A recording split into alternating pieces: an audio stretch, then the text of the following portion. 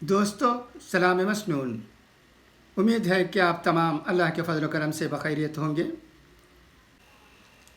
دوستو اب آئیے اقوال زرین سنیں۔